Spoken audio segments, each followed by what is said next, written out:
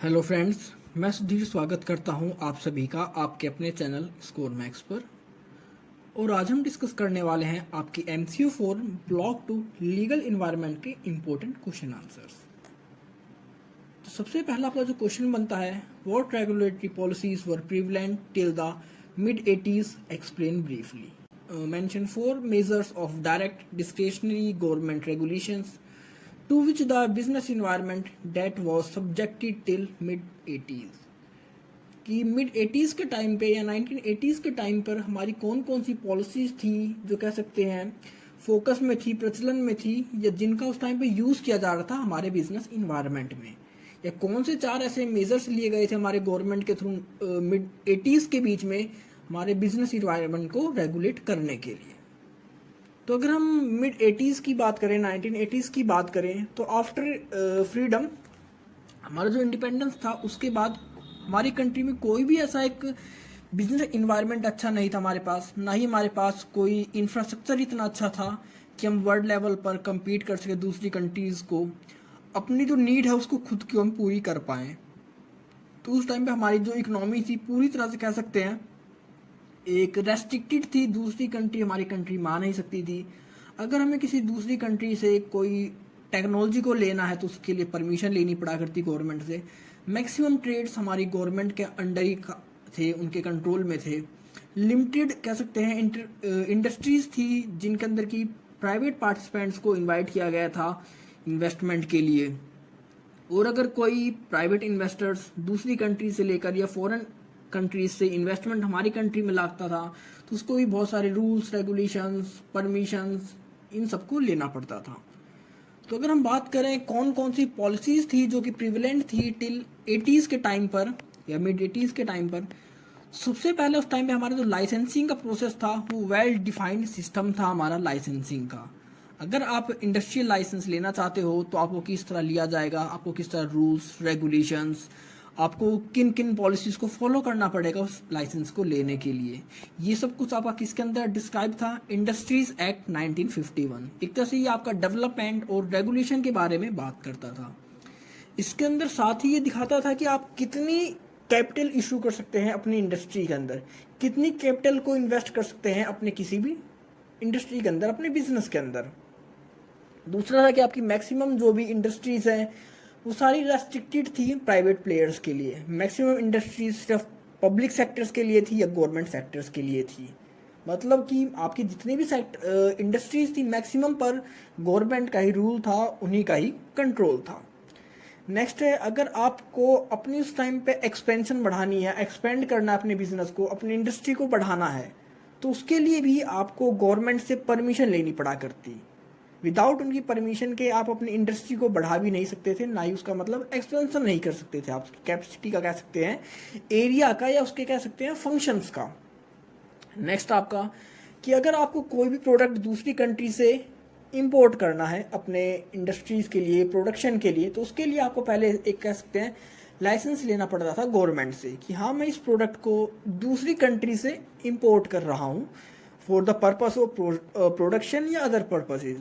और इसके साथ ही आपको फॉरेन एक्सचेंज से भी कंफर्मेशन लेनी पड़ा करती थी, उनसे भी लाइसेंस लेना पड़ा करता कि हाँ मुझे अब इतना प्रोडक्ट दूसरी कंट्री से इंपोर्ट करना है तो मुझे इसके लिए फॉरेन एक्सचेंज की परमिशन चाहिए। इसके साथ ही आपके जो भी कह सकते हैं FDI थे, फॉरेन कोलैबोरेशंस थे, जॉइंट वेंचर्स थे, या आपकी जो टेक्नोलॉजी को इंपोर्ट किया करते, इन सभी के ऊपर हमारी गवर्नमेंट के कंट्रोल थे। इसके बाद आपके कह सकते हैं कुछ ही कमोडिटी थी जो कि पब्लिक सेल्स के लिए थी, प्राइवेट प्लेयर्स के लिए थी। अगर कोई कमोडिटी थी जो प्राइवेट प्लेयर्स उसके अंदर ट्रेड कर सकते थे तो उनके पास एक स्पेसिफिक मार्केट्स थे, वो सिर्फ उन्हीं स्पेसिफिक मार्केट्स के अंदर ही जाकर उनकी ट्रेडिंग कर सकते थे। आपके जो प्रायोरिटी सेक्टर्स थे उस टाइम पे वो आपके क्रेडिट और क्रेडिट फ्लो सेक्टर्स थे। मतलब जिन सेक्टर से डायरेक्टली हमें इनकम आ रही थी वो उनको मैक्सिमम कह सकते हैं उनको हाईएस्ट प्रायोरिटी पे रखा जाता था। बहुत सारे उस टाइम फिजिकल मेजर्स लिए गए थे मार्केट को रेगुलेट करने के लिए। हमारी जो कह सकते हैं सेबी को रेगुलेट किया गया उसी टाइम पर, हमारा कहते हैं सिक्योरिटीज कॉन्ट्रैक्ट एक्ट 1956 ये भी उसी टाइम पर आया। इसके अंदर देखा गया कि किस तरह हम अपने इन्वेस्टर्स को सिक्योर कर सकते हैं, उनके इंटरेस्ट को सेव कर सकते हैं, किस तरह कॉमर्शियल वर्क बैंकिंग काम करेगी, किस तरह हम क्रेडिट को सप्लाई करेंगे, मतलब किस तरह हम अपनी मनी को एक कंट्री से दूसरी कंट्री में भेजेंगे, किस तरह हमारा फॉरेन एक्सचेंज काम करेगा, मतलब ये सब आपका सिक्योरिटीज कॉन्ट्रैक्ट के अंदर था। तो अगर हम 80s की बात करते हैं, मिड 80s की बात करते हैं, तो हमारे पास ये कुछ ऐसे प्रोविजंस थे, कुछ ऐसे रूल्स थे जो कि उस टाइम पर कह सकते हैं प्रचलन में थे या मैक्सिमम यूज किए जाते थे बिजनेस इन्वायरमेंट को रेगुलेट करने के लिए। नेक्स्ट आता है आपका why were legislative enactments necessary for environment protection, discuss the provisions of the environment protection act 1986। कि हमें बिजनेस इन्वायरमेंट को जो भी था प्रोटेक्शन की नीड क्यों पड़ी कानूनी रूप से, क्योंकि अगर आप फॉर्मली बात करो, विदाउट रूल्स रेगुलेशंस की बात करो, कोई भी रूल आप बना दो और कह दो कि इसमें कोई प्रोविजन नहीं है, कोई सज़ा नहीं है, कोई फाइन नहीं है, तो तब तक उस चीज़ को कोई नहीं मानेगा जब तक कि वो एक तरह से लेजिस्लेटिव का पार्ट ना बन जाए। तो उस टाइम पे देखा क्या गया कि जब हमारी इंडस्ट्री बसने लगी, धीरे धीरे हमने अपनी थोड़ी बहुत इकोनॉमी को ओपन करना शुरू किया, थोड़ा बहुत हमने कुछ सेक्टर्स को प्राइवेट सेक्टर्स की तरफ इनवाइट किया, प्राइवेट सेक्टर्स को इनवाइट किया कि उन इंडस्ट्रीज में आकर इन्वेस्टमेंट करें, तो देखा गया कि बहुत सारी प्रॉब्लम्स जो इन्वायरमेंट में होने लगी। अब बहुत सारे ऐसे प्लांट्स लगे जिनके थ्रू कि बहुत ज़्यादा टॉक्सिक कह सकते हैं आप, स्मोक्स निकलता था, वो हमारे एयर पोल्यूशन को बढ़ा रहे थे। बहुत सारी इंडस्ट्रीज अपने जो वेस्ट होता है उनका लिक्विड वेस्ट, उसको विदाउट एनी प्रोसेस के ही कह सकते हैं नदियों में बहा दे रहे थे या डंप कर दे रहे, कहीं ना कहीं डंप कर दे रहे थे उसको। तो वो हमारी कह सकते हैं ग्राउंड वाटर को भी डैमेज कर रहे थे, हमारी नदियों को डैमेज कर रहे थे, हमारी कह सकते हैं जो फर्टिलिटी थी लैंड की उसको भी बेकार कर रहे थे। तो उस टाइम पर देखा गया कि फिर एक यूएन कॉन्फ्रेंस हुई थी, कहाँ पर हुई थी आपकी स्टॉकहोम में, 1972 में हुई थी, जून में। तो उसमें सिर्फ इसी इशू को उठाया गया कि हमारा जो भी अब कह सकते हैं इन्वायरमेंट एक इशू बनता जा रहा है, हमारे लिए सीरियस प्रॉब्लम है, क्योंकि जिसको हम जिस तरह डिग्रेड कर रहे हैं इन्वायरमेंट को अपनी इंडस्ट्रीज के थ्रू, या हमारी इंडस्ट्रीज जिस तरह डिग्रेड कर रही है इन्वायरमेंट को, फ्यूचर में हमारे लिए बहुत बड़ा एक कह सकते हैं इशू बनेगा हमारी लाइफ एग्जिस्टेंस के लिए। तो उस टाइम पे देखा गया कि कुछ हम ऐसे मेजर्स उठा सकते हैं, अपने इंडस्ट्रीज को कंट्रोल कर सकते हैं कि वो कम से कम पॉल्यूट करे, कम से कम इम्पैक्ट करे हमारे इन्वायरमेंट पर, चाहे हम वाटर्स की बात करें, लैंड की बात करें, एयर की बात करें। तो वहाँ पर कुछ ऐसे ऐसे कह सकते हैं सजेशन दिए गए, हर किसी ने अपने सजेशन दिए, तो कुछ स्टेप्स भी वहाँ पर लिए गए। इंडिया ने भी उसके अंदर पार्टिसिपेशन किया गया था। तो वहाँ पर नॉर्मली 3 तरह के एक्ट उसके बाद बनाए गए। पहला एक्ट था आपका वाटर कंजर्वेशन एक्ट 1974, दूसरा था आपका एयर एक्ट 1981 और तीसरा था आपका इन्वायरमेंटल एक्ट 1986। अब जो आपका वाटर प्रिवेंशन एक्ट था, इसके अंदर बात करी गई कि हर किसी कंट्री को, हर पर्सन को क्लीन वाटर अवेलेबल करवाया जाए। मतलब एक हमारा राइट के अंदर प्रोवाइड कर दिया गया कि हम उनकी गवर्नमेंट की या हमारी क्या रिस्पॉन्सिबिलिटी है कि हर किसी को साफ पानी मिले उसकी नीड्स को पूरी करने के लिए। अब यहाँ पर उनका मेन एम क्या था कि किस तरह हम वाटर के पॉल्यूशन को कंट्रोल कर सकें। तो इसके लिए उन्होंने बहुत सारे रूल्स रेगुलेशंस डेवलप करे। अगर कोई इंडस्ट्री है तो उसके लिए बहुत सारे उन्होंने क्राइटेरिया को डिसाइड कर दिया कि अगर आप अपना कोई भी वेस्ट वाटर के अंदर डैमेज करते हो, डिस्पोज करते हो, उसमें डालते हो, तो आपको किस तरह की प्रोसेसिंग के बाद ही उसको उसमें फेंक सकते हो। अगर आप बाय चांस कोई करता हुआ पाया जाता है उन एक्टिविटीज़ को, तो उसके ऊपर बहुत हैवी फाइन्स या कह सकते हैं उसके लाइसेंस को रद्द करने की बात करी गई। दूसरा था आपका एयर पोल्यूशन। अगर हम एयर पोल्यूशन की बात करें तो यहाँ पर हमारी बहुत सारी इंडस्ट्रीज़ हैं जो स्मोक्स के थ्रू या कह सकते हैं नॉइज़ के थ्रू भी हमारे इन्वायरमेंट को इफ़ेक्ट करती हैं, हमारी एयर्स को इफ़ेक्ट करती हैं। तो यहाँ पर बात किया गया कि कौन कौन सी पॉइजनस गैस है जो सबसे ज़्यादा किस इंडस्ट्री से निकलती है, उन गैसेस को किस तरह कम किया जा सके, कौन कौन से प्लांट्स लगाकर या फिल्टर्स का यूज़ कर कर, प्योरीफायर्स का यूज़ कर कर उस ऑक्सीजन को या उस जो भी हार्मफुल गैसेज हैं उनको इस तरह बनाया जा सके कि वो हमारे इन्वायरमेंट को नुकसान ना पहुँचाएँ। इसके बाद आता है आपका इन्वायरमेंट एक्ट। अब इन्वायरमेंट एक्ट के अंदर देखा गया कि कौन कौन से हैजार्डस सब्सटेंस हैं जो कि ह्यूमन लाइफ के लिए, ह्यूमन बींग्स के लिए हार्मफुल है, हमारे पौधों के लिए, हमारी लाइफ के लिए, हमारे लैंड वाटर नॉइज, मतलब किसी भी चीज़ के लिए अगर कोई चीज़ हार्मफुल थी वाटर और एयर को छोड़कर, तो इसको इन्वायरमेंट का पार्ट रखा गया। तो यहाँ पर हमारी गवर्नमेंट ने बहुत सारे रूल्स रेगुलेशंस बनाए हमारे इन्वायरमेंट को प्रोटेक्ट करने के लिए, और बहुत सारी डायरेक्शंस भी दी हमारी इंडस्ट्रीज़ को कि आप किस तरह अपने, अगर कोई आपका वेस्ट है तो उसको आप किस तरह डिस्चार्ज करोगे।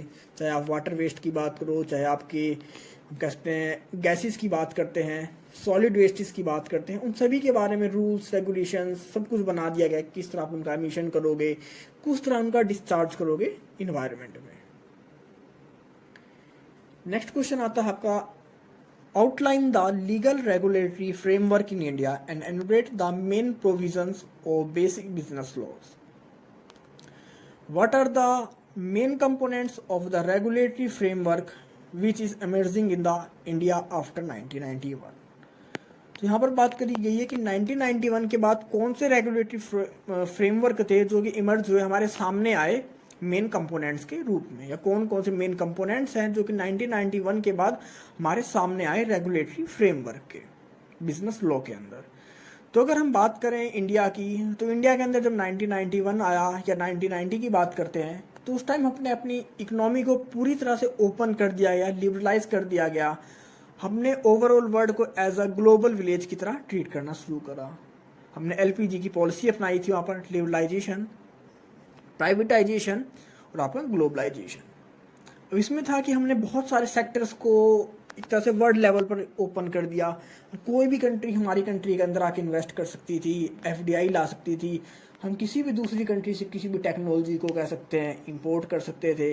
लाइसेंसिंग जो थी मैक्सिमम एरियाज़ में, मैक्सिमम इंडस्ट्रीज़ में, उनको ख़त्म कर दिया गया। तो बहुत सारे काम हम कह सकते हैं, बहुत सारे कंपोनेंट्स थे जो कि रेगुलेटरी फ्रेमवर्क के साथ उभर कर आए थे हमारे 1991 में। तो सबसे पहला आपका जो फैरा था, मतलब फॉरेन एक्सचेंज रेगुलेशन एक्ट, तो सबसे पहले इसको रिप्लेस किया गया फॉरेन एक्सचेंज मैनेजमेंट एक्ट से। मतलब पहले ये रेगुलेशन था, अभी आपका मैनेजमेंट एक्ट हो गया। इसके अंदर थोड़े बहुत चेंजमेंट किए गए कि किस तरह आप अब अगर आप दूसरी कंट्री से कोई एक्सपोर्ट करते हो, इंपोर्ट करते हो, तो आपको फॉरेन एक्सचेंज की नीड्स होगी। तो आपको कितनी परमिशन चाहिए, आप कितना कह सकते हैं फॉरेन एक्सचेंज अपने पास रख सकते हो, नहीं रख सकते, आपको कितनी परमिशन चाहिए होती है, कितने दिन पहले आपको अपने रिजर्व बैंक को इन्फॉर्म करना होगा कि आपको इस तरह की ट्रांजेक्शन करनी, इन सभी चीज़ों के बारे में। तो मतलब जो फेरा था एक तरह से वो एक शॉर्ट में था, उसको और एलेबरेट कर कर हमारे सामने लाया गया फैमा बनाकर, फॉरेन एक्सचेंज मैनेजमेंट एक्ट। दूसरा था कि इसके अंदर आपकी गवर्नमेंट ने, हमारी गवर्नमेंट ने कॉम्पिटिशन एक्ट 2003 को इंट्रोड्यूस किया। इसके अंदर था कि हमारी जो मार्केट के अंदर जो कंपटीशन होता है वो फेयर हो सके, मोनोपोली किसी की ना हो सके, कोई प्राइस डंपिंग ना कर सके। मतलब इस तरह की प्रैक्टिसेस को रोकने के लिए और बिजनेस को एक तरह से फेवरेबल कंपटीशन प्रोवाइड करने के लिए आपका कॉम्पिटिशन एक्ट 2003 आया। इसके बाद आपका जो regulatory authority of India, telecom की अगर हम बात करें, telecom regulatory authority of India, फिर इसको इंट्रोड्यूस किया गया 1997 के अंदर। इसके अंदर बात करी गई कि अब किस तरह रेगुलेट करेंगे हम जो हमारी टेलीकॉम सेक्टर्स हैं, उनके प्राइसेस को, उनकी सर्विसेज को, उनकी रेंजेस को, मतलब हर चीज़ को किस तरह रेगुलेट किया जाएगा, या किस किस तरह के सर्वर्स को, सर्विस को प्रोवाइड कर रहे हैं, उनका क्या चार्ज ले रहे हैं, इन सभी चीज़ों के बारे में। इसी तरह आपका IRDA वो देखता है कि आपके इंश्योरेंस जो सेक्टर्स थे उन सभी के बारे में बात करता है। इसको रेगुलेट किया गया कि हम मैक्सिमम अपनी इंडस्ट्रीज़ को सिक्योरिटी प्रोवाइड करें, उनकी एक तरह से कह सकते हैं अनिश्चितताओं के लिए, उनके प्रेडिक्टिव लॉसेस के लिए। हमें नहीं पता होता कि बिजनेस के अंदर कौन से लॉस हमारे सामने आ जाए, हमें कितना लॉस झेलना पड़े। तो जब तक प्राइवेट सेक्टर्स के सामने लॉस का रिस्क रहेगा तब तक वो कभी भी उस इंडस्ट्री के अंदर एंटर नहीं करेंगे, इन्वेस्टमेंट नहीं करेंगे। तो एक तरह से उनके लॉसेस को रिकवर करने के लिए, उनके लॉसेस को कम करने के लिए कॉर्पोरेट किया गया आपका एक तरह से कंपनीज एक्ट को या IRDA को, जो कि हमारी इंश्योरेंस कंपनीज को एक तरह से रेगुलेट करती थी, उनकी एक्टिविटीज़ को, कि कौन सा इंश्योरेंस कंपनी है वो किस तरह की एक्टिविटीज़ कर रही है, क्या वो कुछ ऐसा तो नहीं कर रही जो कि हमारे इन्वेस्टर्स के लिए इलीगल हो, उनके लिए लॉस साबित हो।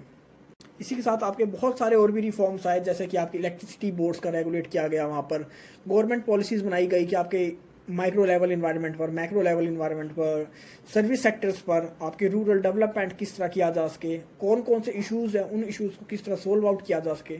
तो इस तरह कह सकते हैं हम कि हमारी कंट्री में 1991 के बाद बहुत सारे मेन कंपोनेंट्स जो कि रेगुलेटरी फ्रेमवर्क के थे उभर कर सामने आए। अब इसके साथ ही कुछ और फैक्टर्स भी थे जो हमारे सामने आए, जैसे कि आपके बिजनेस एक्टिविटी से रिलेटेड कुछ रूल्स भी सामने आए 1991 के बाद। अब उसमें जो सबसे पहला रूल था आपका बिजनेस लॉ, मतलब बेसिक बिजनेस लॉ के अंदर कुछ एक्ट्स को डिफाइन किया गया, कुछ रूल्स रेगुलेशंस को बनाया गया, जैसे कि आपका इंडियन कॉन्ट्रैक्ट एक्ट 1872 कि किस तरह आपको किसी दूसरे पर्सन के साथ कॉन्ट्रैक्ट बनाना है, किस तरह आप उस कॉन्ट्रैक्ट को लीगली बना सकते हो, एग्रीमेंट होगा, क्या क्या प्रोसेसिंग होगी, मतलब ये सारी चीज़ें। दूसरा है आपका Indian sales of good act 1930 कि किस चीज़ को आप किस तरह सेल्स मानोगे, उस सेल्स के अंदर आपके क्या क्या कंपोनेंट्स होने चाहिए, किन कंडीशंस को पूरी कर कर आप उस सेल्स को कंप्लीट कर सकते हो। फिर आपका पार्टनरशिप एक्ट की बात करते हैं, नेगोशिएबल इंस्ट्रूमेंट एक्ट की बात करते हैं, आर्बिट्रेशन एक्ट।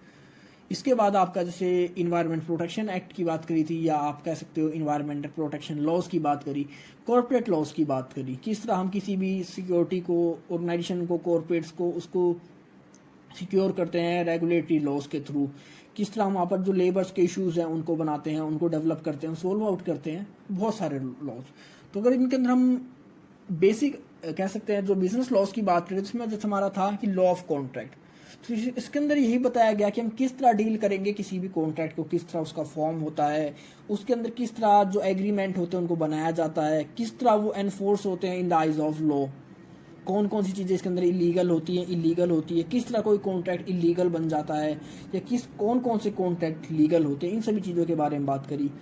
दूसरे में बात करते हैं कि सेल्स ऑफ गुड एक्ट के अंदर, तो इसके अंदर सबसे पहले तो डिफाइन किया गया कि हम गुड्स किसको कहेंगे, मतलब कौन सी गुड्स हैं, किस चीज़ को हम कॉन्ट्रैक्ट किस लिए हम कर सकते हैं, मूवेबल प्रॉपर्टीज़ क्या होती हैं, या किन चीज़ को हम सेल्स कर सकते हैं।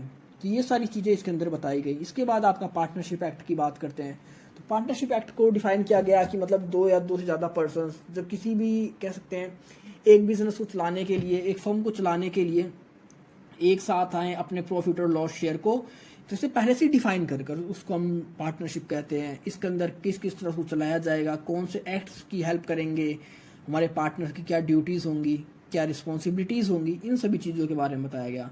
नेक्स्ट था आपका नेगोशिएबल इंस्ट्रूमेंट। अगर नेगोशिएबल इंस्ट्रूमेंट की बात करें तो इसमें बात करी गई किस तरह आप पेमेंट के लिए या क्रेडिट के लिए किन किन इंस्ट्रूमेंट का यूज़ कर सकते हैं, जैसे आपके फॉरेन बिल्स होते हैं, बिल ऑफ एक्सचेंज होते हैं, या फिर आप डीडी की बात करते हैं, पेन डिमांड की बात करते हैं, मतलब हमारे पास चेक्स हैं, प्रोमिसरी नोट्स हैं, हमारे पास बहुत सारे इंस्ट्रूमेंट हैं पेमेंट के लिए या क्रेडिट के लिए। तो उन सभी इंस्ट्रूमेंट्स के बारे में बात करी गई, वो कब तक वैलिड होते हैं, उनका कह सकते हैं वैलिडिटी पीरियड क्या है, क्या प्रोसीजर है उनको इशू करने का। उसके साथ ही आपका जो आर्बिट्रेशन एक्ट था 1940, इसके अंदर बताया गया कि अगर कोई इशू होता है, कोई कॉन्फ्लिक्ट होता है किसी दो पार्टीज़ के अंदर, दो ऑर्गेनाइजेशंस के अंदर, किसी के लिए भी, किसी में भी, तो किस तरह कोर्ट के अंदर जाएंगे और अपने किस तरह अपने कोर्ट जाते हैं, कोर्ट नहीं जाते, वो उनके ऊपर डिपेंड करता है। दोनों कंडीशंस में किस तरह अपने कॉन्फ्लिक्ट्स को दूर करते हैं, ये सारे हमारे सामने कह सकते हैं मेजर पॉइंट्स हमारे सामने आए थे 1991 के बाद। नेक्स्ट है आपका enumerate the major changes introduce in the companies act 1956 with the companies act 1999। तो 1999 के अंदर कौन कौन से एक्ट्स को चेंज किया गया था कंपनीज एक्ट 1956 के, क्योंकि जब आप देखते हैं कोई भी नई चीज़ आती है तो कुछ ना कुछ अमेंडमेंट लेके ही आती है। वैसे तो अगर हम कंपनीज एक्ट की बात करें तो ये 1914 की स्टार्टिंग से ये चला आ रहा था, टाइम टू टाइम इसको अमेंडमेंट किया जा रहा था, इसके अंदर चेंज आ रहे थे, कुछ ना कुछ मॉडिफिकेशन किए जा रहे थे।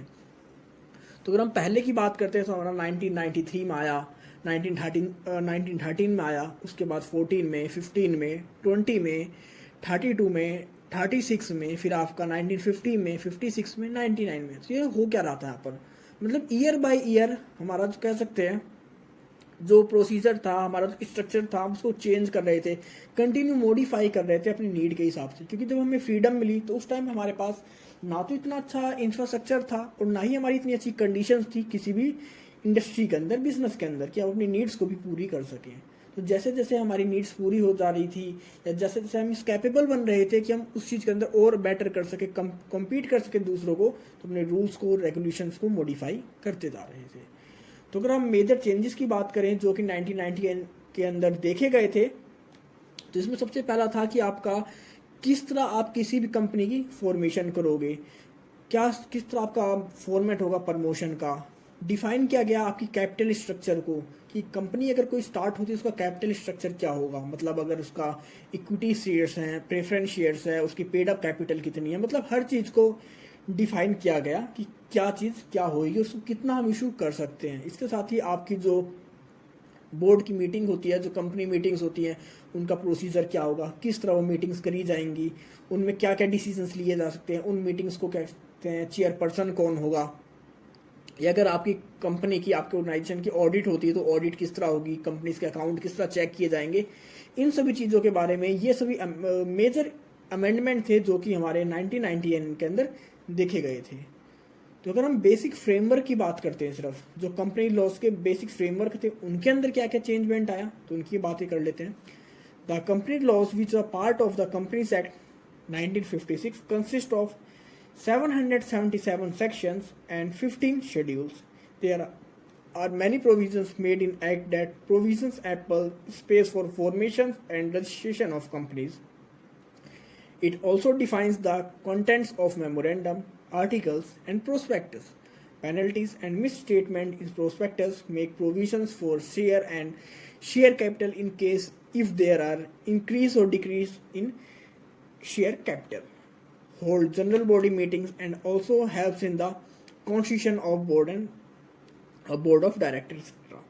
तो हमारे पास पहले क्या था, जो 1956 के अंदर, उसके अंदर हमारे पास 777 सेक्शंस थे, 15 शेड्यूल्स थे। उसके अंदर बात करी गई थी कि किस तरह आप किसी ऑर्गेनाइजेशन के अंदर, किस तरह कोई कंपनी फॉर्म होती है, किस तरह अपने शेयर्स को इशू करती है, किस तरह से मेमोरेंडम रहेगा, प्रोस्पेक्टर के अंदर किन किन चीज़ों को दिखा सकते हैं, शेयर ऑफ कैपिटल किस तरह होगी, किस तरह से उसकी शेयर की कैपिटल्स होती है, अगर वो इंक्रीज होती है, डिक्रीज होती है, क्या इफेक्ट होगा, आपकी जनरल बॉडी होती है उसकी मीटिंग किस तरह होगी, और अगर हमारी जो कंपनी है वो अपनी प्राइसेस को बढ़ाना चाहती है, अपनी कैपिटल को बढ़ाना चाहती है, तो किस तरह बढ़ा सकती है। इन सभी चीज़ों के बारे में बात किया गया था आपके बेसिक फ्रेमवर्क के अंदर। लेकिन जब हम बात करते हैं 1999 के अंदर, तो यहाँ पर कौन कौन से चेंजेस आए वो उनकी बातें करेंगे, क्योंकि अभी हमने बेसिक फ्रेमवर्क की बात करी, अब बात करेंगे उन चेंजेस की जो इन अमेंडमेंट्स के अंदर आए गए थे। तो सबसे पहला आपका जो पहला अमेंडमेंट था, पहला चेंज इंट्रोड्यूस किया गया था, वो था आपका इकोनॉमिक रिफॉर्म, कि किस तरह आप अपनी इकोनॉमी को स्ट्रॉन्ग बना सकते हैं। सबसे पहला हमारा जो ऑब्जेक्टिव था 1990s के अंदर या 1990s के अंदर, कि किस तरह हम चेंजमेंट्स को लाकर अपनी इकोनॉमी को डेवलप करें, अपने रिफॉर्म्स को डेवलप करें। The companies bill 1997 was there for introduce in Rajya Sabha August 14, 1997 to replace companies act 1957। तो 1956 का जो एक्ट था, कंपनी एक्ट था, उसको रिप्लेस कर दिया गया था आपके कंपनीज बिल 1997 से। कब इंट्रोड्यूस किया गया था इसको? अगस्त 14, 1997 में। अब ये जब इंट्रोड्यूस कर दिया गया तो उसके अंदर बहुत सारी चेंजेस थे जो कि देखे गए आपके 1956 कंपनीज एक्ट के अंदर। तो सबसे पहले था कि इसके अंदर बात करी गई कि किस तरह हम किसी प्राइवेट सेक्टर को अथॉरिटी दे देते हैं, परमिशन दे देते हैं कि किस तरह भी अपने शेयर्स को वो परचेज कर सकें। मतलब इससे पहले उन्हें परमिशन नहीं थी कि वो अपने शेयर्स को खुद ही परचेज करें। मतलब वो अगर शेयर इशू कर देते हैं तो वो सिर्फ पब्लिक के लिए होंगे, वो खुद परचेज नहीं कर सकते। यहाँ पर उन्हें परमिशन दे दी गई कि हाँ, अगर आपको लगता है फ्यूचर में आपको अपने शेयर्स वापस चाहिए तो आप उन शेयर्स को डिल्यूट भी कर सकते हो, वापस में दोबारा परचेज भी कर सकते हो। प्रोविज़न किया गया यहाँ पर आपके लोन और इन्वेस्टमेंट का, कि किस तरह आप लोन्स ले सकते हो, इन्वेस्टमेंट कर सकते हो, इस चीज़ को और एलेबरेट किया गया। परमिशंस दे दी गई हमारी, कह सकते हैं, ऑर्गेनाइजेशंस को, कंपनीज को, कि किस तरह वो अपने स्वेट इक्विटी शेयर्स को इशू कर सकते हैं in the place of intellectual property. Basic जो हमारे अकाउंटिंग स्टैंडर्ड्स थे उनके अंदर भी चेंजमेंट किया गया। इंटरनेशनल स्टैंडर्ड्स के हिसाब से अपने अकाउंट्स को मेंटेन करने की कोशिश स्टार्टिंग करी गई, क्योंकि जब हम देख रहे थे हम अपनी इकोनॉमी को वर्ल्ड लेवल से रिलेट कर रहे थे, वर्ल्ड लेवल से जोड़ रहे थे, तो हमारे अकाउंटिंग स्टैंडर्ड भी ऐसे होने चाहिए थे जो कि पूरी दुनिया के हिसाब से मैच करते हों। तो यहाँ पर हमारा जो अकाउंटिंग स्टैंडर्ड था उसको भी इंटरनेशनल स्टैंडर्ड के साथ मैच किया गया। उसके साथ ही हमारे जो इन्वेस्टर्स थे, हमारे जो कह सकते हैं कस्टमर्स थे, या फिर हमारे जो भी मैनेजमेंट थे, उन सभी को एजुकेट किया गया, उनको नए नए रूल्स, रेगुलेशंस या उनकी पॉलिसीज़ के थ्रू। तो ये हमारे कुछ कह सकते हैं चेंज देखे गए थे 1999 के अंदर। नेक्स्ट आपका companies amendment act 2000 introduce the large number of changes in the companies act 1956। Elaborate on the statement. अब जो मैंने अभी पिछला क्वेश्चन करा उसी की तरह काफ़ी हद तक ये आपका क्वेश्चन है, सेम ही दोनों के अंदर पॉइंट्स आते हैं, तो थोड़ा बहुत इसके अंदर अमेंडमेंट किया जा चुका है या थोड़ा बहुत ही चेंज आएगा, क्योंकि उसके अंदर भी हमने बात करी थी कि 1956 के साथ लेकर जब हमने नया एक्ट आया 1999, तो उसके अंदर क्या क्या चेंजमेंट किए गए थे। अब यहाँ पर बात करी जा रही है आपका जो 2000 आपका कंपनीज एक्ट आया था उसके अंदर क्या क्या चेंज किए गए थे। तो आप कह सकते हैं सिर्फ 2 या 4 अमेंडमेंट ऐसे थे जो कि उससे अलग थे। जैसे यहाँ पर गुड कॉर्पोरेट गवर्नेंस की बात करी गई थी, आपकी जो पेड अप कैपिटल थी उसको बढ़ाया गया था। यहाँ पर आपका अगर कोई भी इन्वेस्टर्स इन्वेस्ट करता है किसी भी ऑर्गेनाइजेशन के अंदर, तो छोटे से छोटे इन्वेस्टर्स के इन्वेस्टमेंट को सिक्योरिटी प्रोवाइड करने की कोशिश करी गई थी। बुक बिल्डिंग की जो प्रोसेस थी उसको दोबारा से डेवलप किया गया था, उसको भी अंडर रूल्स रेगुलेशंस के अंदर लेके आए थे कि अगर आप बुक बिल्डिंग करते हैं तो किस तरह आप अपने खर्चों को दिखाओगे, किस तरह नहीं दिखाओगे। अगर कोई फर्म रजिस्टर करती है अपने आप को तो मिनिमम कितना शेयर कैपिटल उसके पास होना चाहिए, जैसे 5 लाख के बारे में बात करी गई। अगर आपकी कोई बात करते हैं, कोई भी कंपनी अपने आप को रजिस्टर करती है तो उसकी शेयर कैपिटल 1 लाख से कम नहीं होनी चाहिए। पब्लिक सेक्टर्स की आपकी जो थी 5 लाख थी, प्राइवेट सेक्टर्स की 1 लाख थी। मतलब ये थोड़े बहुत कुछ ऐसे फीचर्स थे जो अमेंड किए गए थे आपके कंपनीज एक्ट 2000 में। नेक्स्ट आता है आपका explain the salient features of companies act 2002।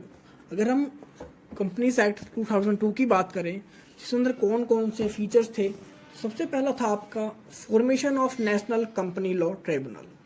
Under this tribunal these are provision of free enjoy powers conferred upon the company law boards, company courts and BIFR and SICA. As proposals go, there would be strength of 62 members with the president.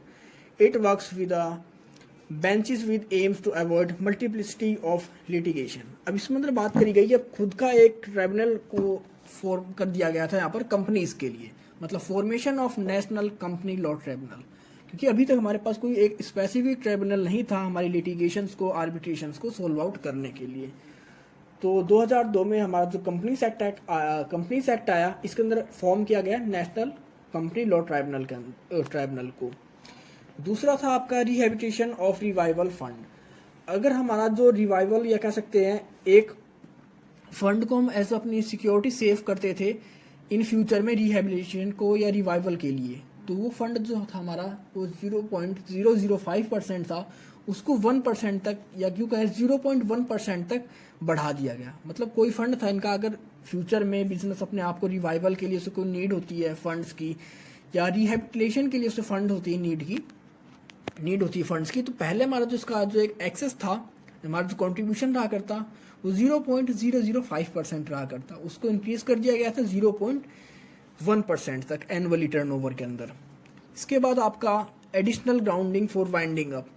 अब किस तरह किसी company को wind up किया जाएगा, किस तरह नहीं किया जाएगा, उसकी क्या क्या आप कह सकते हैं प्रोसीजर होगा। अगर कोई ऑर्गेनाइजेशन है वो अपनी बैलेंस शीट को कंप्लीट नहीं कर पा रही है, फाइल कोई अपनी बैलेंस शीट को फाइल नहीं करती है, अगर कोई ऑर्गेनाइजेशन है, कोई कंपनी है, वो हमारी कंट्री के लिए, इंटीग्रिटी के लिए, सोवर्जिनिटी के लिए कह सकते हैं हमारे इनके अगेंस्ट में काम कर रही है, तो उसको वाइंड अप कर सकते हैं। अगर कोई भी कंपनी कह सकते हैं हमारे डेप्ट्स को पूरा नहीं कर पा रही, तो उस कंडीशन में भी उस कंपनी को वाइंड अप किया जा सकता है। इसके साथ ही आपका liquidators from panel of professionals. अगर किसी भी कंपनी को लिक्विडेशन किया जाता है, या उसको जो लिक्विडेटर्स होते हैं किसी भी ऑर्गेनाइजेशन के, किसी भी फर्म के, किसी भी कंपनी के, तो वो कहाँ से होंगे, उनका सिलेक्शन किस तरह होगा, उनको कौन अपॉइंट करेगा और उनका किस तरह का काम रहेगा, उन सभी चीज़ों के बारे में बताया गया। नेक्स्ट आपका enhance of powers of official liquidator. अब आपके जो ऑफिशियल लिक्विडेटर्स होंगे उनकी क्या पावर होंगी, वो किसी को किस तरह अपॉइंट कर सकते हैं, वो किसी भी ऑर्गेनाइजेशन के अंदर, फर्म के अंदर, कंपनी के अंदर एक सिक्योरिटी गार्ड को अपॉइंट कर सकते हैं, जिसके थ्रू कि उस कंपनी की जो इकोनॉमी है उसको प्रोटेक्ट कर सके। इसके साथ ही और भी जो ऑफिशियल्स पावर्स थी वो उसके बारे में भी इनके यहाँ पर बताया गया। नेक्स्ट आपका प्रोसीजिंग ऑफ वाइंडिंग अप। अब किस तरह किसी ऑर्गेनाइजेशन को, किसी फर्म को, कंपनी को वाइंड अप किया जाता है, उसके लिए मैक्सिमम कह सकते हैं कंपनी के एसेट्स की बिड लगाई जाती है 15 दिन पहले। उसके बाद एक तरह से नोटिस दिया जाता है कि ये कंपनी अपने इन प्रोडक्ट्स को सेल कर रही है, उसके बाद उसकी बाइडिंग होती है। उसके बाद मतलब एक कंप्लीट प्रोसीजर के बारे में बात करी गई कि किस तरह प्रोसीजर होगा किसी भी ऑर्गेनाइजेशन के, कंपनी के वाइंडिंग अप का।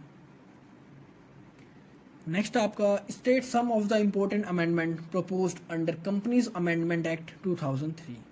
तो अगर कंपनीज एक्ट 2003 की बात करें, यहाँ पर कौन कौन से मेन इंपॉर्टेंट अमेंडमेंट देखे गए थे। तो सबसे पहला था आपका effect of failure to increase share capital within 2 years after paying the minimum amount share price for rupees 1 lakh, a company should comply with certain requirements within a period of 2 years. If it fails to comply with, it will be termed as a defendant company under section 560, and finally its name would be struck off from the list of companies. इसके अंदर बात करी गई कि अगर कोई भी company है, कोई भी ऑर्गेनाइजेशन है, कोई भी फर्म है, अगर वो अपने मिनिमम अमाउंट को पे नहीं कर पाती है, मतलब जो शेयर कैपिटल होती है, मतलब उसने रजिस्ट्रेशन तो करवा लिया 1 लाख रुपए से, सिर्फ एक एग्जांपल ले रहे हैं, 1 लाख से उसने रजिस्ट्रेशन करवा लिया फर्म ने, कंपनी ने, और अगर वो 2 साल के अंदर उस अमाउंट को पे नहीं कर पाती है, तो उस फर्म को किस तरह कह सकते हैं, उसके नाम को हटा दिया जाएगा लिस्ट ऑफ कंपनीज के अंदर से। दूसरा आपके होल्डिंग कंपनीज के बाद हम बात करेंगे, होल्डिंग सब्सिडरी कंपनी। अब होल्डिंग सब्सिडरी कंपनी होती क्या है, उनको किस तरह बनाया जाता है, प्राइवेट सेक्टर्स के लिए अलग बात करी गई, आपके गवर्नमेंट सेक्टर्स के लिए अलग अलग बात करी गई। तो इन सभी चीज़ों के बारे में बताया गया कि आपकी होल्डिंग सब्सिडरी कंपनी किस तरह होती है, किस तरह इनको फॉर्म किया जाता है, इनके अंदर बोर्ड ऑफ डायरेक्टर्स का क्या रोल होता है। नेक्स्ट आपका ऑफिसर्स इन डिफॉल्ट। किस किस को ऑफिसर इन डिफॉल्ट समझा जाएगा, मतलब अगर किसी भी ऑर्गेनाइजेशन के अंदर जो भी वहाँ से रेम्यूनरेशन ले रहे हैं, मतलब कुछ ना कुछ इनकम ले रहे हैं, अगर वो कंपनी डिफॉल्ट करती है तो उन सभी पर्सनस को वहाँ पर ऑफिसर्स इन डिफॉल्ट समझा जाएगा। मतलब उन सभी पर्सनस के अगेंस्ट कार्रवाई की जा सकती है जो कि उस ऑर्गेनाइजेशन से कोई ना किसी फॉर्म में रेम्यूनरेशन ले रहे हो, चाहे आपके मैनेजर्स हों, चाहे आपके बैंकर्स हों, रजिस्ट्रार्स हों, डिबेंचर्स हों, ये सभी चीज़ इसके अंदर आ जाएंगे। नेक्स्ट आपका लार्ज पार्टिसिपेशन फॉर प्रोफेशनल्स। अब इसके अंदर अगर कोई आप प्रोफेशनल्स अपनी कंपनी को स्टैंड अप करते हैं, रजिस्टर करते हैं, तो उसके अंदर उनका जो पार्टिसिपेशन था वो 50% तक का बढ़ा दिया गया था। जैसे प्रोफेशनल्स के अंदर हम बात करें कि कोई एडवोकेट अपनी कंपनी ओपन करता है, कोई डॉक्टर्स अपनी कंपनी ओपन करते हैं, सीए हैं, सीएस हैं, इंजीनियर्स है, तो इन सभी के लिए जो पार्टनरशिप की फॉर्म थी या पार्टनरशिप के जो नंबर थे उनको इंक्रीज कर दिया गया। नेक्स्ट आपका वैनिसिंग कंपनीज। वैनिसिंग कंपनीज के अंदर इसके अंदर हम बात करते हैं कि हमारे जो भी अगर शेयर होल्डर्स हैं, सब्सक्राइबर्स हैं, अगर वो किसी भी ऑर्गेनाइजेशन के अंदर, किसी भी कंपनी के अंदर इन्वेस्ट करते हैं, तो उनके पास उस कंपनी का कह सकते हैं फोटोग्राफ होना चाहिए, उसकी प्रूफ ऑफ आइडेंटिटी होनी चाहिए। मतलब हर ऑर्गेनाइजेशन को, हर कंपनी को अपने शेयर होल्डर्स को अपनी proof of identity with photographs देना पड़ेगा। नेक्स्ट है आपका power of central government to change the name. और सेंट्रल गवर्नमेंट के अंदर यहाँ पर पावर दे दी गई कि 12 आफ्टर रजिस्ट्रेशन 12 मंथ के अंदर अंदर अगर हमारी सेंट्रल गवर्नमेंट चाहे तो किसी भी कंपनी का नाम रिप्लेस कर सकती है, उसमें अमेंडमेंट कर सकती है। 12 महीने तक का टाइम होता है हमारी सेंट्रल गवर्नमेंट के पास। इसके बाद आता है आपका provision relating to public issues.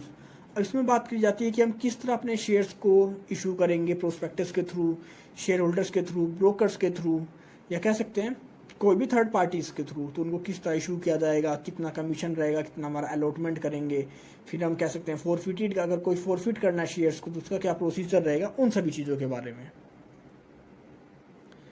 Next आता है आपका question, state the composition of development council under IDRA 1951. What are its functions and its objective?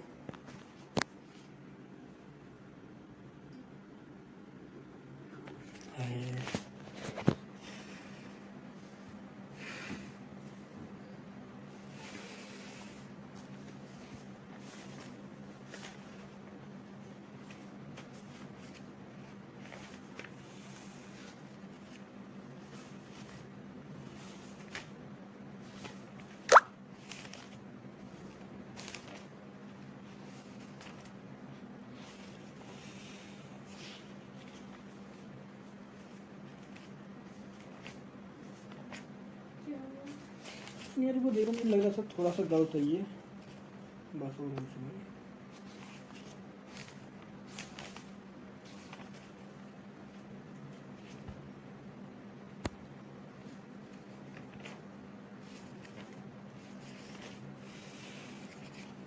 State the composition.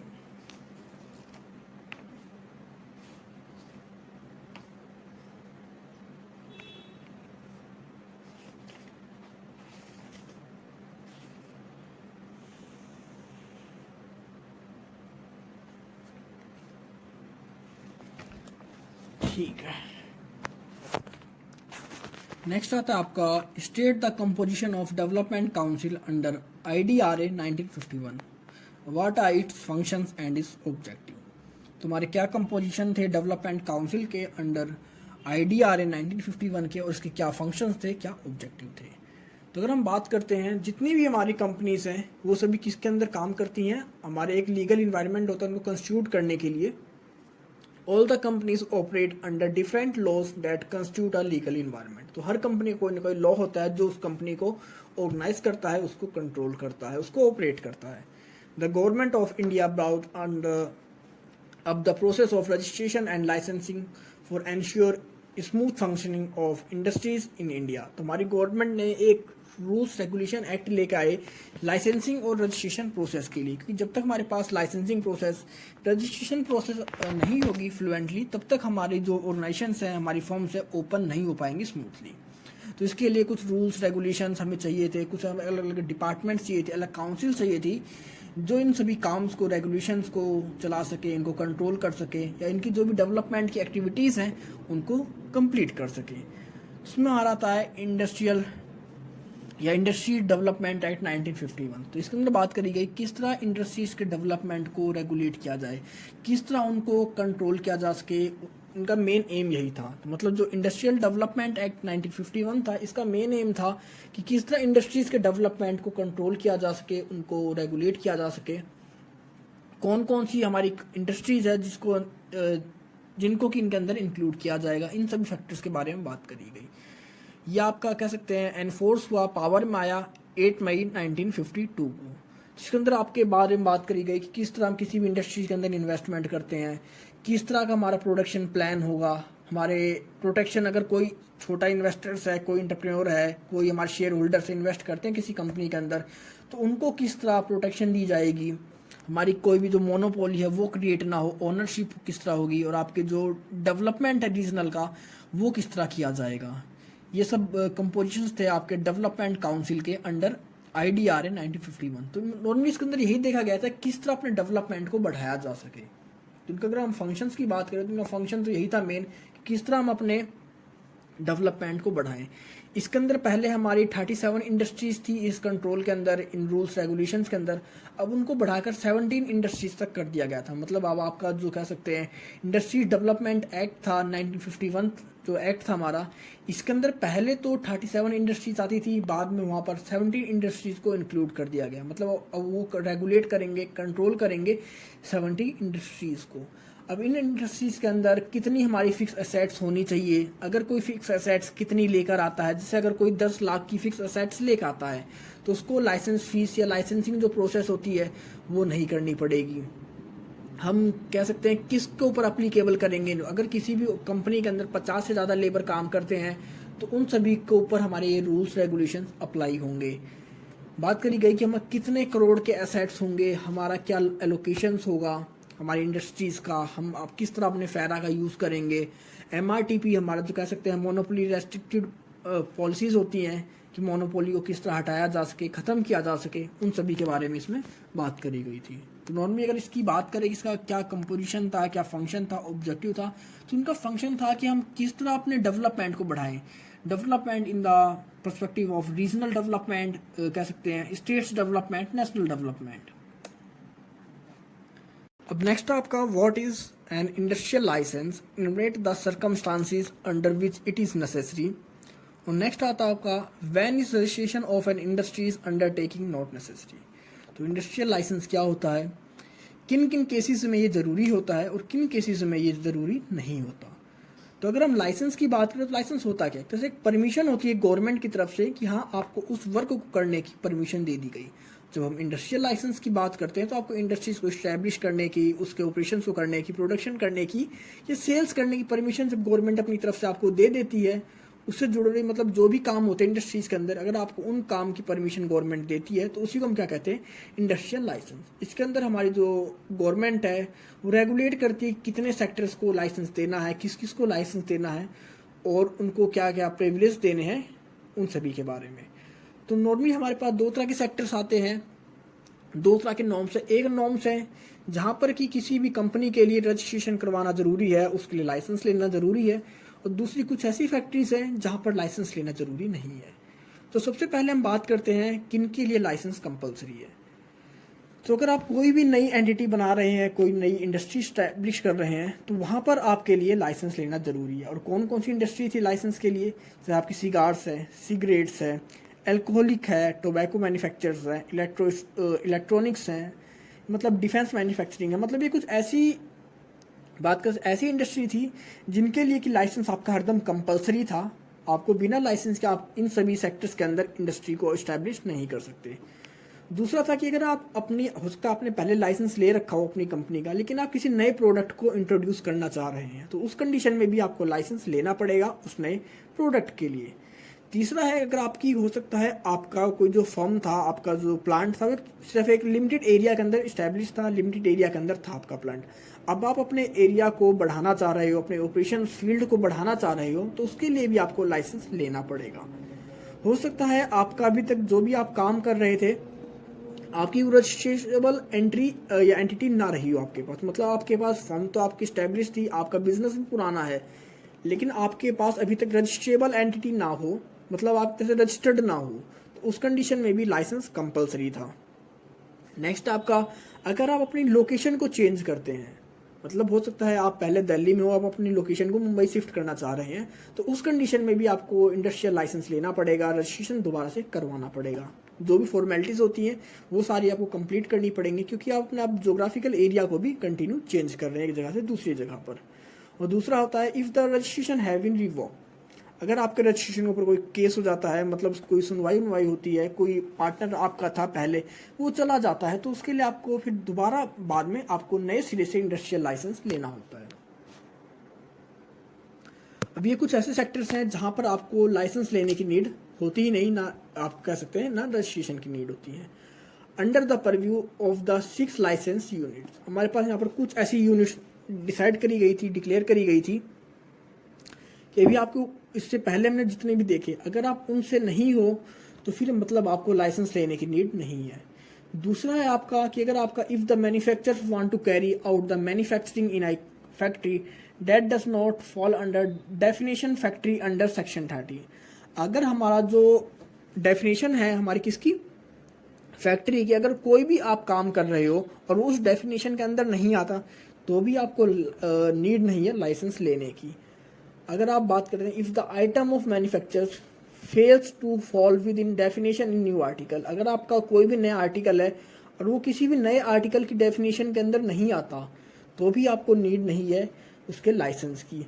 अगर आपका जो एक्सपेंशन है तो वो सिर्फ कह सकते हैं कोई एक अलग से पार्ट नहीं है आपका एक्सपेंशन का, आपका सब्सटेंशियल एक्सपेंशन नहीं डिफाइन हो पाता, तो उस कंडीशन में भी आपको रजिस्ट्रेशन की नीड नहीं है, लाइसेंस की नीड नहीं है।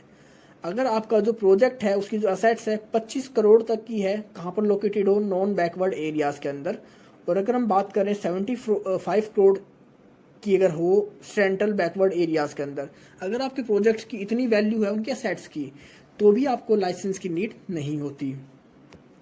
नेक्स्ट आपका इसमें बात करी गई कि आपको किस किस लिमिट के अंदर आपको रिबेट दी जाएगी, आपको एग्जेम्पशन दी जाएगी। अगर आपका जो कह सकते हैं आपका जो प्रोडक्ट्स है, आपका जो कह सकते हैं आर्टिकल्स है, वो अनकवर है कंपलसरी लाइसेंसिंग के अंदर, मतलब एक लिस्ट थी कंपलसरी लाइसेंसिंग की, अगर आप उसके अंदर नहीं आते हैं तो आपको किसी भी लाइसेंस की नीड नहीं है। तो ये कुछ हमारे पास फैक्टर्स थे जहाँ पर लाइसेंस की नीड नहीं होती। मतलब अगर आपका कोई एक्सपेंशन वो सब्सटेंशियली ना हो तो आपको नीड नहीं है। अगर आपका कोई आपने जो मैन्युफैक्चरिंग करी है और वो किसी नए आर्टिकल की डेफिनेशन में नहीं आता, मतलब आप वही काम कर रहे हो, पहले जैसा ही काम कर रहे हो, कोई नया प्रोडक्ट आपने डिस्कवर नहीं किया है, तो भी आपको उसकी नीड नहीं है। अगर आपकी फैक्ट्री कह सकते हैं, अगर आप 25 करोड़ तक की आपकी एसेट्स हैं नॉन बैकवर्ड एरियाज़ के अंदर, और अगर आप 75 करोड़ तक की आपकी एसेट्स है सेंट्रल बैकवर्ड एरियाज़ के अंदर, तो भी आपको उसकी नीड्स नहीं है लाइसेंस लेने की। तो ये कुछ फैक्टर्स हैं जो आपको ध्यान रखने होंगे। नेक्स्ट आपका enumerate the restrictive trade policies या trade practices which are registrable with the directive general and explain any 5 such practices that are exempt from registration. तो कौन कौन सी हमारे पास फैक्टर्स होते हैं जहाँ पर हम रेस्ट्रिक्शन लगा सकते हैं, हमारे डायरेक्टर जनरल होते हैं ट्रेड के अंदर, और कौन कौन सी प्रैक्टिसेस होती हैं जहाँ पर रजिस्ट्रेशन से उनको एक तरह से एग्जेम्पशन दी गई है।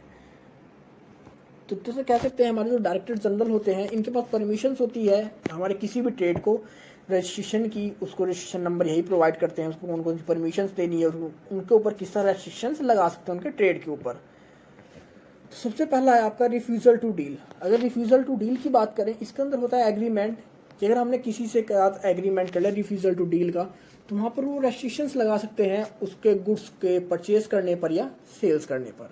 नेक्स्ट है आपका tie up sales and full line forcing. अब इसमें होता है कि आपके जो सेल्स से पहले ही आपका ये एग्रीमेंट बन जाता है, तो आपको उन कंडीशंस को फॉलो करना पड़ता है, फुलफिल करना पड़ता है आपके एग्रीमेंट से पहले। नेक्स्ट होता है आपका एक्सक्लूसिव डीलिंग। अब एक्सक्लूसिव डीलिंग के अंदर हम बात करते हैं कि हमारा जो एग्रीमेंट होता है restricting the purchasing during trading for acquiring और dealing with other goods other than the seller of any other person. अगर आप किसी पर्सन के साथ यहाँ पर ट्रेड कर रहे हो, अगर आपने एग्रीमेंट कर रखा है, तो उसको रेस्ट्रिक्ट किया जा सकता है कि वो किसी और थर्ड पर्सन से उस टाइम पर डील ना करे, ना प्रोडक्ट को परचेज करे, ना सेल करे। वो मतलब उसी के साथ डील कर सकता है जिसके साथ उसे परमिशन दे दी गई है। नेक्स्ट होता है आपका कलेक्टिव एग्रीमेंट। अब इसके अंदर हम कलेक्टिव एग्रीमेंट्स के अंदर बात करते हैं, हमारे जो बायर्स होते हैं और जो सेलर्स होते हैं वो एक साथ काम करते हैं, जॉइंटली काम करते हैं अपने प्रॉफिट के लिए या अपने कह सकते हैं जो भी सक्सेस के लिए। नेक्स्ट होता है आपका डिस्क्रिमिनेटरी डीलिंग्स। अब डिस्क्रिमिनेटरी डीलिंग्स की बात करते हैं, the practice of concession granting और benefit granting is being followed that includes allowing of discount और रीबेट्स और certain discrimination basis. Discrimination dealings मतलब होता है कि इसके अंदर बात करते हैं कि अगर किसी के साथ किस तरह भेदभाव किया जाएगा। हो सकता है मैं किसी एक डीलर को कोई प्रोडक्ट 100 रुपये का दे रहा हूँ तो दूसरे डीलर को वो प्रोडक्ट मैं 80 का दे दूँ, तो वो किस बेस पर किया जाएगा उन सभी के बारे में भी पहले अगर आप बता देते हैं तो आप उसको कर सकते हैं, नहीं तो इन चीज़ों के ऊपर भी रेस्ट्रिक्शंस लगाई जा सकती हैं। नेक्स्ट आपका प्री सेल प्राइस मेंटेनेंस। आपने सेल से पहले जो भी प्राइस आपने डिसाइड किया था, आपको उसी प्रोडक्ट पर उसी प्राइस पर अपने प्रोडक्ट को सेल करना पड़ेगा। अगर आप उसको फुलफिल नहीं कर पाते तो आपकी डील को रोका जा सकता है, उसके ऊपर रेस्ट्रिक्शंस लगाया जा सकता है। नेक्स्ट आपका टेरिशियल रेस्ट्रिक्शंस।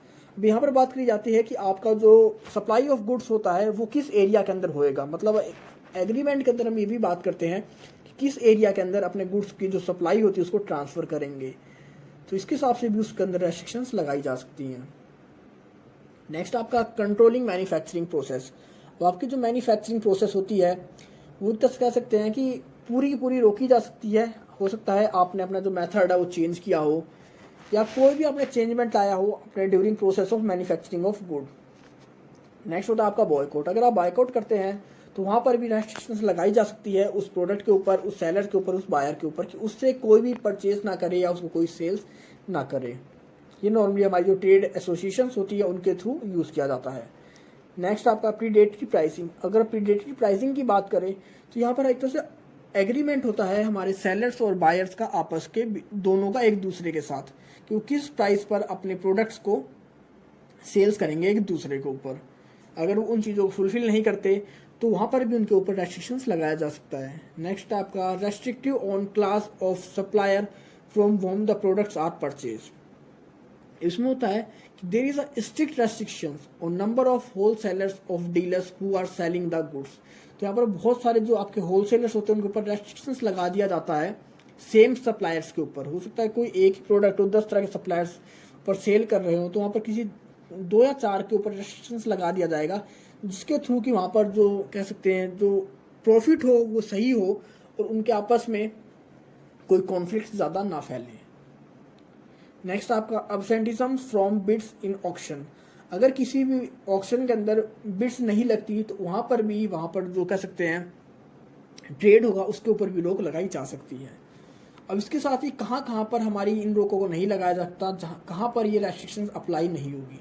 अगर आपका कोई कॉन्ट्रैक्ट जम्मू एंड कश्मीर में बनता है तो उसके ऊपर आप कह सकते हैं कोई भी रेस्ट्रिक्शन की नीड नहीं होती, आप उसके ऊपर ना तो रेस्ट्रिक्शंस लगा सकते हैं, वो इन सभी चीज़ों से एग्जेम्प्ट होती हैं। दूसरा होता है एग्रीमेंट्स मेड थ्रू अंडरटेकिंग। अगर आप अंडरटेकिंग के थ्रू किसी एग्रीमेंट को बनाते हैं तो वहाँ पर भी कोई रजिस्ट्रेशन या कह सकते हैं आपका रेस्ट्रिक्शन नहीं लगा सकता। नेक्स्ट आपका even the restricted policies that be must safeguarding right of patentees. हो सकता है आपकी जो कोई ऐसी रेस्ट्रिक्टेड ट्रेड पॉलिसीज हो जो कि आपके पेटेंटीज के राइट्स को सेफ करने के लिए हो, तो तो वहाँ पर भी उसके लिए रजिस्ट्रेशन ज़रूरी नहीं होता। नेक्स्ट आपका the restrictive trade practices relating to product supplies and control of goods from for exporting. तो यहाँ पर देखते हैं कि अगर हम कोई ऐसा रेस्ट्रिक्शंस लगा रहे हैं प्रोडक्ट्स के ऊपर, सप्लाई के ऊपर, गुड्स के ऊपर, जो कि हमारी एक्सपोर्टिंग से रिलेटेड है, मतलब कह सकते हैं कोई भी ऐसी रेस्ट्रिक्टिव पॉलिसी कोई अपना रहा है जो कि रेस्ट्रिक्ट है हमारी कंट्री में, तो उस कंडीशन में भी उसके ऊपर रोक नहीं लगाई जा सकती। नेक्स्ट आपका it also implies for an agreement where there is dealing between the buyer and seller for making personal gains by consuming the goods on their own. अगर हमारा कोई एग्रीमेंट होता है जिसके अंदर सेलर और बायर एक म्यूचुअली एग्रीमेंट बना लेते हैं अपने अपने बेनिफिट्स के लिए, तो वहाँ पर भी कोई भी रजिस्ट्रेशन की नीड नहीं होती। तो इस तरह आपने देखा हमारे पास बहुत सारे ऐसे फैक्टर्स हैं जहाँ पर रजिस्ट्रेशन की नीड नहीं होती, या जहाँ पर कह सकते हैं जो हमारा एक्सेम्पशंस होता है वो देखने को मिलता है। नेक्स्ट आपका state the circumstances under which restriction trade policy shall be allowed. किन किन कंडीशंस में हमारी जो रेस्ट्रिक्शन ट्रेड पॉलिसीज होती है उसको हम अलाउ कर सकते हैं, किन किन कंडीशंस में मतलब हम रेस्ट्रिक्शंस को लगा सकते हैं। सबसे पहला होता है protection of public against injury. अगर कोई ऐसा प्रोडक्ट है जिससे कि हमारी पब्लिक को इंजरी हो सकती है, हमारी पब्लिक के लिए हार्मफुल साबित होता है, तो उस चीज़ के ऊपर हम कह सकते हैं रेस्ट्रिक्शन लगा सकते हैं। नेक्स्ट होता है specific and substantial benefit to public. अगर कोई चीज़ हमारे पब्लिक के लिए बेनिफिट नहीं है या उनको बेनिफिट से रेस्ट्रिक्ट कर रही है, तो उस चीज़ के ऊपर भी हम रेस्ट्रिक्शंस लगा सकते हैं। नेक्स्ट आपका defensive actions against restrictions of another. अगर किसी एक दूसरे प्लेयर को, दूसरे कह सकते हैं बिजनेसमैन को या ट्रेडर्स को, उनको सेव करने के लिए अगर हमें किसी चीज़ के ऊपर रेस्ट्रिक्शंस लगाना पड़े तो उसको भी लगाया जा सकता है।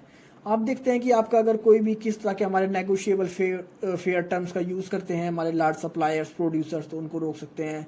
अगर कोई चीज़ हमारे कंज्यूमर्स को इफेक्ट कर रही है, उनका एम्प्लॉयमेंट पर इफेक्ट कर रही है, तो उसके ऊपर रेस्ट्रिक्शंस लगाया जा सकता है। या अगर कोई चीज़ हमारी एक्सपोर्ट अर्निंग्स को कम कर रही है तो उसके ऊपर रेस्ट्रिक्शंस लगाया जा सकता है। मतलब ऐसे आप देख सकते हैं यहाँ पर टोटल हमारे पास 11 पॉइंट्स हैं जिनका यूज़ कर जिन के ऊपर हम कह सकते हैं रेस्ट्रिक्शंस लगा सकते हैं। नेक्स्ट आपका state and explain briefly the state provisions of factories act for workers. कि फैक्ट्रीज के अंदर हमारे जो फैक्ट्रीज एक्ट है वर्कर्स के लिए, उसके अंदर कौन कौन से प्रोविजंस हैं उनकी सेफ्टी के लिए।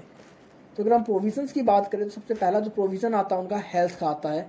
Provisions related to health of employees, कि एम्प्लॉयज़ को किस तरह की कह सकते हैं वहाँ पर कंडीशंस दी जानी चाहिए जब वो काम करते हैं, उनको कौन कौन सी हेल्थ बेनिफिट्स दिए जाने चाहिए। ये प्रोविजंस किन किन सेक्टर्स में यूज़ होता है, जैसे आपके रिपेयरिंग सेक्टर्स हो गए, ऑर्नामेंटिंग सेक्टर्स हो गए, पैकिंग सेक्टर्स हो गए, वॉशिंग है, क्लीनिंग है, या आपके जो टिन पेस्ट सेक्टर्स होते हैं उन सभी के अंदर, उन सभी मैन्युफैक्चरिंग के अंदर इनको इंक्लूड किया जाता है। अगर किसी भी जगह 10 से ज़्यादा वर्कर्स काम कर रहे हैं तो उन सभी के अंदर इन रूल्स को कह सकते हैं अप्लाई किया जाएगा। दूसरा होता है आपका provisions of health of employees. एक तो था आपका प्रोविज़न रिलेटेड टू हेल्थ और ये है provisions of health of employees. मतलब वो तो था क्योंकि हेल्थ से जुड़ा हुआ, और ये मतलब इनका हेल्थ का ही एम्प्लॉयज़ है, मतलब हेल्थ का ही प्रोविजंस है। अब इसके अंदर हम डायरेक्टली उन फैक्टर्स की बात करते हैं जो कि हमारी एम्प्लॉयज़ की हेल्थ के ऊपर इफेक्ट डालते हैं। जैसे अगर उन्हें वेंटिलेशन है कैसा, जिस एरिया में काम कर रहे हैं, लिविंग स्टैंडर्ड उस एरिया का नहीं है, उनको पानी मिल रहा है नहीं मिल रहा, साफ़ सफाई उस जगह पे होती है नहीं होती, ओवर क्राउडिंग है नहीं है, टॉयलेट्स या उनकी जो बेसिक नीड्स है उसको पूरा किया जा रहा है नहीं हो रहा है, इन सभी के बारे में बात करते हैं। नेक्स्ट आपका सेफ्टी प्रोविजन। अब सेफ्टी प्रोविजंस के बारे में बात करते हैं कि अगर वहाँ पर कोई मशीन्स को इंट्रोड्यूस किया गया है तो वहाँ पर कौन कौन से सेफ्टी टूल्स उनके सामने अवेलेबल हैं। अगर कोई नई टेक्नोलॉजी को यूज़ किया जा रहा है तो क्या उन्हें पहले से ट्रेनिंग दी जा रही है, नहीं दी जा रही है। अगर वो कहीं कह सकते हैं डेंजरस जगह पर काम कर रहे हैं, जैसे अगर वो कंस्ट्रक्शन में काम कर रहे हैं, तो कौन कौन से इक्विपमेंट्स का यूज़ किया जाता है उनकी सेफ्टी को देखते हुए। इसके बाद हम देखते हैं provisions relating to labour welfare. अब इसके अंदर हम देखते हैं कि लेबर्स के वेलफेयर के लिए भी हमारे पास अलग अलग प्रोविजंस हैं कि अब लेबर्स जो हैं वो किस तरह काम कर रहे हैं, उनकी शिफ्ट क्या है। जो हमारे फीमेल वर्कर्स हैं, जो मेल वर्कर्स हैं, दोनों एक साथ काम करते हैं, अलग काम करते हैं। उनकी हेल्थ स्क्रीनिंग कंटिन्यू होनी चाहिए, उनकी जो वॉशिंग फैसिलिटीज़ है उनको अवेलेबल है नहीं है। अगर 200 से ज़्यादा या 250 से ज़्यादा वर्कर्स काम कर रहे हैं तो वहाँ पर कितनी कैंटीन्स हैं, 2 या 2 से ज़्यादा कैंटीन्स होनी चाहिए। रेस्ट रूम्स अवेलेबल हैं या नहीं है, उनके पास वहाँ पर लंच रूम्स अवेलेबल है नहीं है, ट्रेंड वुमेन्स है नहीं है, मतलब यहाँ पर बात करते हैं कि उनके वेलफेयर के लिए। नेक्स्ट आपका वर्किंग आवर्स फॉर एडल्ट्स, कि क्या वर्किंग आवर्स होने चाहिए। अगर हम एक वीक की बात करते हैं तो एक वीक के अंदर 48 आवर्स होने चाहिए मैक्सिमम काम के। The employ should not work more than over 9 hours in a day, और एक दिन में 9 घंटे से ज़्यादा कोई भी एम्प्लॉय काम नहीं करना चाहिए। Each worker should enjoy a weekly holiday, हर वर्कर को हफ्ते में एक दिन की छुट्टी मिलनी चाहिए। If a worker is denied to weekly holiday he should avail it within 2 months। Worker is denied in weekly holiday,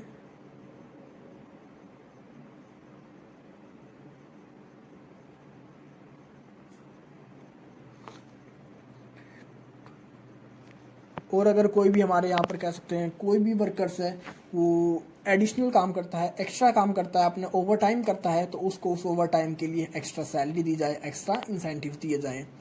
next आपका एम्प्लॉयमेंट ऑफ चिल्ड्रन, अगर हमारी इंडस्ट्री के अंदर कोई भी वर्क काम करने आता है तो हमें उसकी एज का भी ध्यान रखना चाहिए। 14 साल से कम से किसी भी बच्चे को काम पर नहीं रखना चाहिए। ये सभी चीज़ के बारे में बात करी गई हैं इनके लेबर फैक्ट्रीज या लेबर एक्ट के अंदर। नेक्स्ट आपका लीव्स एंड वेजेस, कितने लीव्स मिलनी चाहिए, कितने वेजेस मिलने चाहिए, किस हिसाब से आपको हर 20 दिन के अंदर एक छुट्टी मिलनी चाहिए या 15 दिन के अंदर एक मिनिमम छुट्टी मिलनी चाहिए। एडिशनल जो आपके एक फ्री लीव होती है आपको आपके संडे को छोड़कर, उन सभी के बारे में बात किया गया है। नेक्स्ट आपका एडमिनिस्ट्रेशन सेटअप, किस तरह एडमिनिस्ट्रेशन सेटअप होगा किसी भी लेबर फर्म का या आपका जो भी कंपनीज है जहाँ पर लेबर वर्क करते हैं, उनका हेड कौन होगा, उनके काम को लेबर्स कौन इंस्पेक्शन करेगा, या आपके जो भी कह सकते हैं चीफ इंस्पेक्टर्स होते हैं, जॉइंट चीफ इंस्पेक्टर्स होते हैं, मतलब किस किस तरह काम करेंगे, किन किन तरह की कंडीशंस में उन्हें काम करने को दिया जा रहा है, ये सभी चीज़ें इसके अंदर आती हैं। नेक्स्ट आपका what is the main purpose underlying the minimum wage act 1948, what is the role of advisory board in that content. थक गया यार, चलो करेगा मन, बस एक ही बचा है। नेक्स्ट आपका what is the main purpose underlying the minimum wage act 1948, what is the role of advisory board in the context, state the rules for payment of wages to an employ who has work less than the number of hours fixed for a normal working days. जिसके अंदर बात करी गई है कि आपका main purpose क्या था मिनिमम वेजेस एक्ट को लाने का। अगर हम आज के टाइम पे भी बात करें, आप प्राइवेट सेक्टर्स में कहीं भी बात करें, सैलरी पे आपकी सैलरी तो ज़्यादा दिखाते हैं गवर्नमेंट को, साइन ज़्यादा पे करवाते हैं, लेकिन आपको सैलरी कम मिलती है। मतलब उस टाइम पे क्या कंडीशन थी हमारी कंट्री में 1950 के आसपास कि वेजेस तो हर कोई मतलब काम तो करवा रहा था, लेकिन उनका जो वेजेस का सिस्टम था बहुत कम वेजेस थी उनकी। तो वहाँ पर एक तरह से पार्टीशन कर दिया गया आपके skilled labour, unskilled labour, child मतलब एक एडल्ट लेबर, एक सीनियर लेबर्स, मतलब लेबर्स का एक पार्टीशन किया गया, और जो जिस हिसाब से काम कर रहे थे उनके हिसाब से उनकी सैलरीज को फिक्स कर दिया गया। ये नहीं था कि अगर आप कोई एक स्किल लेबर है और एक अनस्किल लेबर है तो दोनों की सैलरी सेम रखी जाए, क्योंकि ये बहुत ज़्यादा डिस्क्रिमिनेशन देखा जा रहा था और हमारी जो सैलरीज का था वो भी बहुत कम सैलरीज, तो एक मिनिमम अमाउंट फिक्स कर दिया गया कि अगर कोई आपकी इंडस्ट्री में आपकी कंपनी में आकर वर्क करता है तो मिनिमम आपको इतना अमाउंट उसको पे करना ही पड़ेगा। इसके साथ ही बहुत सारी वहाँ पर बात करी गई कि अगर आप कोई काम करता है तो आप किसी पेमेंट विदाउट डिडक्शन लोगे। अगर आपको आपकी फैक्ट्री में कोई भी वर्कर काम करता है, 30 दिन उसने काम करा, तो अगर उसने काम हो सकता है अच्छा नहीं करता, आप उसकी सैलरी नहीं काट सकते, आपको वर्क पूरे के पूरे उसके पूरे वर्क की सैलरी आपको देनी पड़ेगी। कि पहले क्या होता था, मैक्सिमम उनकी सैलरी काट दिया करते, बोल दिया करते कि हाँ आपने काम अपना सही से नहीं किया, अपने काम को प्रॉपर वे में नहीं किया, इसलिए आपकी सैलरी कट गई। तो यहाँ पर ये रूल इसलिए भी बनाया गया कि अब कोई उनकी सैलरी को ना काट सके। हाँ, अगर आपका लगता है कि वो कोई काम सही से नहीं कर पा रहा है, काम को गलत कर पा रहा है, तो उसके लिए आप इंस्पेक्टर्स या पेनल्टीज़ को लगा सकते हैं उसके काम के ऊपर। पेनल्टीज़ का मतलब अगर उसको डेली उसके काम को चेक किया जाए, इंस्पेक्शन किया जाए, अगर उसके काम में कोई गलती है तो उसके वहाँ पेनल्टीज़ आप डे बाय डे लगा सकते हैं, उसके थ्रू आप उसकी लास्ट पेमेंट्स उसको कट कर सकते हैं। फिर दूसरा देखा गया कि आपका जो आवर्स थे काम करने के उनको भी फिक्स कर दिया गया, क्योंकि अब जब तक आपका रेम्युनरेशन फिक्स नहीं होगा तब तक आप वहाँ पर इजीली काम नहीं कर सकते, क्योंकि काम तो आपसे कराया जाता है ज़्यादा से ज़्यादा और आपको सैलरी दी जा रही थी कम से कम। तो आपके एक तरह से वर्किंग आवर्स को भी फिक्स कर दिया गया लेबर्स के, और उनकी सैलरी को भी एक मिनिमम लेवल तक फिक्स कर दिया कि इससे कम आप सैलरी नहीं दे सकते। इसके साथ ही अगर आपको कोई लगता है कि आपको कोई लेबर है या आपका कोई भी वर्कर से वो काम नहीं करता है, किसी भी चीज़ के अंदर या आपका किसी का कोऑर्डिनेशन है उसके साथ, तो उसके लिए भी एक एडवाइजरी बोर्ड को बना दिया गया, जो कि उसके अंदर एक तरह से कोऑर्डिनेशन का काम करता है हमारे लेबर्स के अंदर, मैनेजमेंट के अंदर, हमारी ऑर्गेनाइजेशन के अंदर। तो ये आपका ब्लॉक 2 खत्म होता है। आई होप आपको सब कुछ समझ में आ गया होगा। अगर आपको कोई इशू है, कोई डाउट है, तो आप कमेंट सेक्शन में कमेंट कर सकते हैं, और आप इस PDF के लिए मुझे टेलीग्राम पर फॉलो कर सकते हैं। तो मिलते हैं जल्दी एक नई वीडियो के साथ, तब तक के लिए take care, goodbye friends.